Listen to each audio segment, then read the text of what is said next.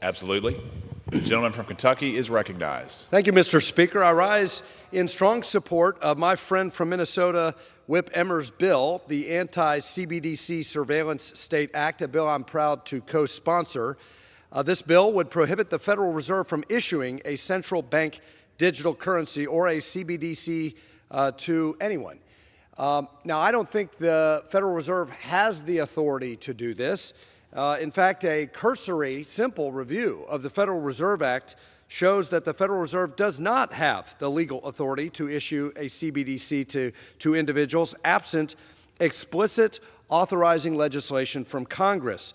The Supreme Court has also recognized Congress's power to coin money and regulate the value thereof, implicitly denying to the executive branch or to the Fed the ability to do this without congressional authority. That said, I think it's prudent to explicitly deprive the Fed of the authority to do this for a variety of reasons. As has been said, Americans' financial privacy is at stake here. And we should not try to compete with China by becoming more like China. The argument for a CBDC that, oh no, Beijing is doing this, we should do it too.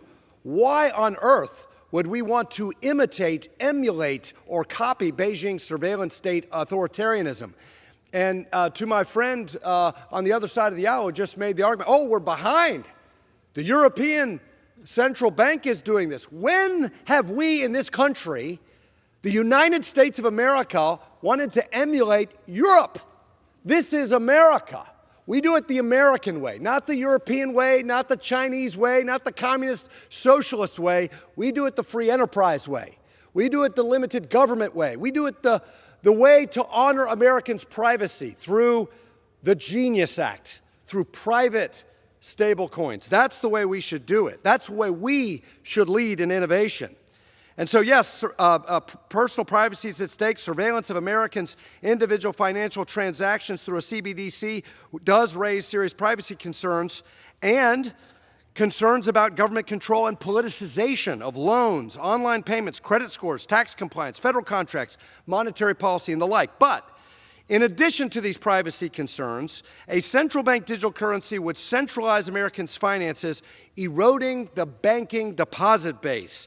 That would decrease competition and choice. And this is a big concern that I have, that a CBDC would substantially decrease the availability of credit and increase the cost of financial services and products for consumers, destroying our conventional traditional banking system. Our banking system, in contrast to Europe, in contrast to China, is the envy of the world due to its free market principles, its dynamism, and its diversity.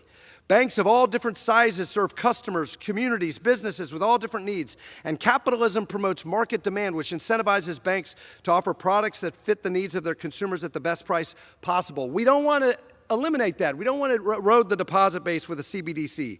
So I ask you, Mr. Speaker, would we truly want to lose the benefits of a diverse banking system that makes the U.S. the global leader in the financial system? Do we want to take actions to be more like China or Europe and decrease Americans' right to privacy? I went to the European Central Bank. I heard them lecture us about a CBDC, and it made me more convinced than ever that we don't want to be like Europe.